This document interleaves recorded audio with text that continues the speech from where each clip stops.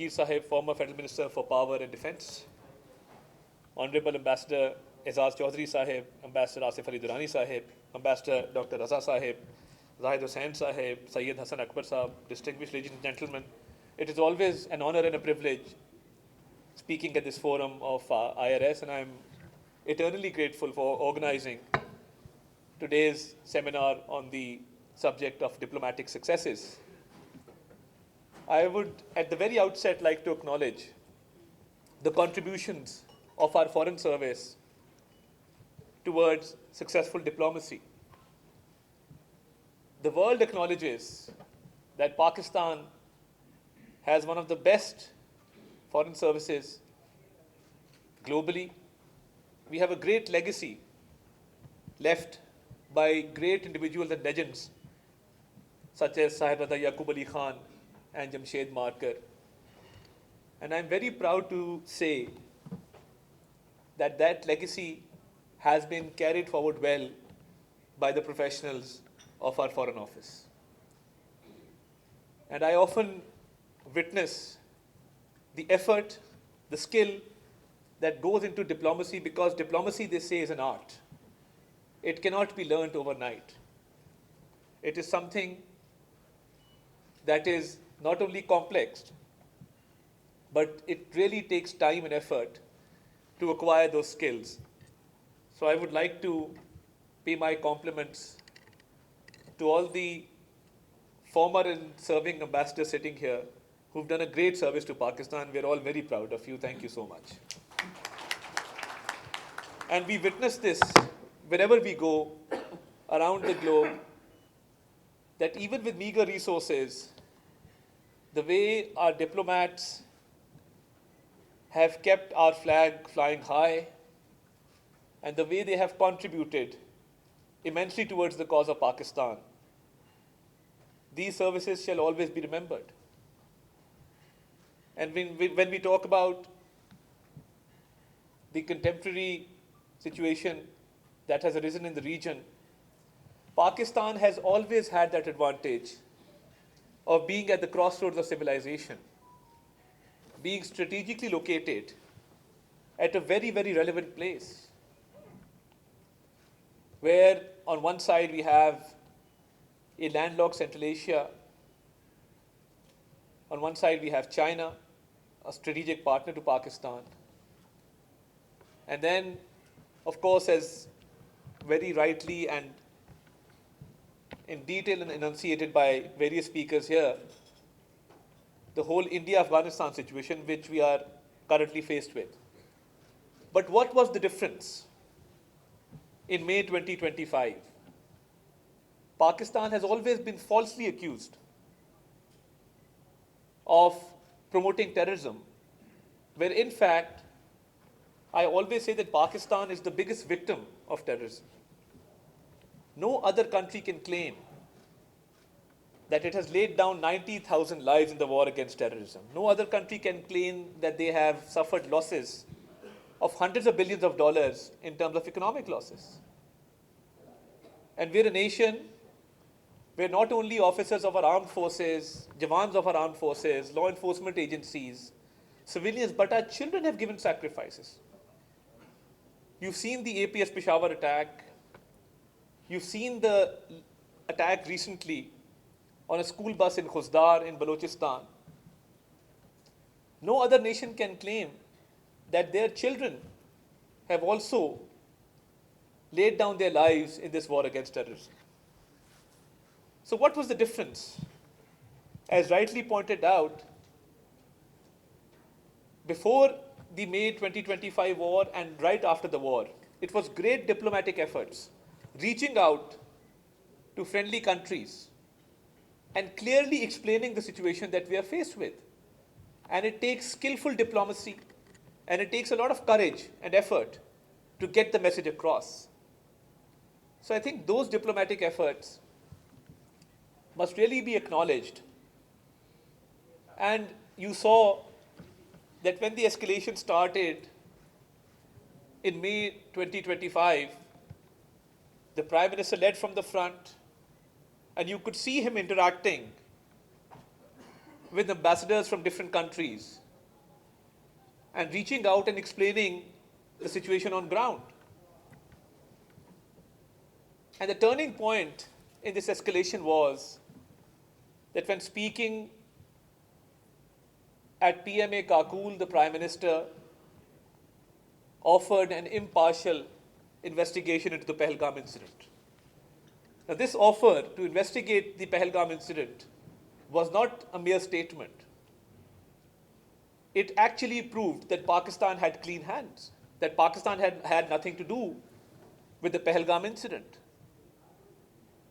And when this statement was made loud and clear, I think we made it evident to the world that we are not only willing to cooperate with an investigation, but we are actually eager for an investigation into the incident.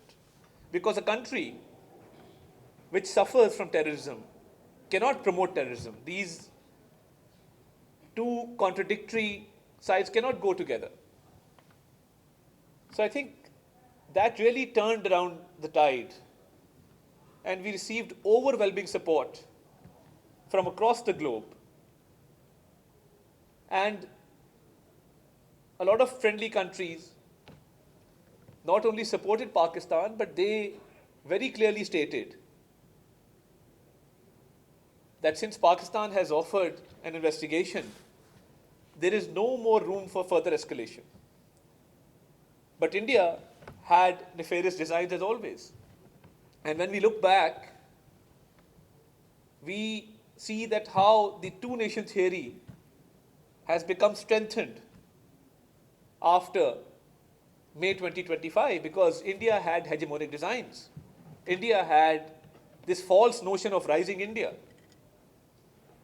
this false notion of being the leader in South Asia, or if I may be allowed to say, a bully in South Asia. But Pakistan, as always, proved to be a balancing factor in this region, a neutralizing factor in this region, because a war which we never desired was imposed upon us. And when that war was imposed upon us, we've hardly seen this kind of synergy and cohesion. The whole nation came together behind our valiant armed forces. And we rose above our political differences. Yes, there is a political divide in the country. Yes, there is polarization. Nobody can deny that. But when we were faced with an enemy who wanted to prove its military dominance in the region, we came together as a nation. And the nation, united as one, gave a befitting response to the enemy. And the armed forces led by Field Marshal Sayyid Asim Munir defeated an enemy 4 times as big as Pakistan. And India suffered a humiliating defeat, which they are still not able to digest. Just a few days ago, I did a press conference in which we revealed that they're still trying to hatch certain conspiracies. And a fisherman from the high seas was caught by the Indian Coast Guard and was tasked with a certain assignment to procure certain uniforms so that they could pin an incident of Pakistan, another false flag operation, which we highlighted just a few days back. So they're always trying to conspire against Pakistan, but our military response was befitting, that within a few hours, they were compelled to a ceasefire and they requested for a ceasefire. And I must also mention that the way our Air Force shot down 7 planes, which has now been mentioned more than a dozen times by the US President himself, that is clear evidence of how our Air Force, led by Air Chief Marshal Zahir Ahmed Babar, defended the motherland. So We proved our military dominance, that we were never desirous of a war. But when war was imposed upon us, our armed forces gave a befitting response. The whole nation came together. Politicians, the entire country, the whole media. And I would also like to pay my compliments to the Pakistani media, because when we were fighting this narrative war at the international level, and we were appearing on foreign media, giving Pakistan's perspective, building our own narrative, we knew that our own domestic front was in safe hands because Pakistani media acted very responsibly. And the Pakistani media gave a message of hope to the nation, and very, very responsible reporting. Because when we were listening to the Indian media, and as information minister, I was not in favor of any ban on Indian YouTube channels, because the entertainment value of those channels had increased over time. The comic relief that they provided by destroying the port of Lahore or the port of Multan, and by destroying entire cities as per their own narratives, I think that was much needed comic relief which was provided by the Indian media. And the whole warmongering and the whole theatrics of it all. So I think when somebody suggested to me, one of my officers came and they said, why don't we ban the Indian YouTube channel? I said, no, we must not do that. We must provide this comic relief to our citizens. It is much needed in this time of stress.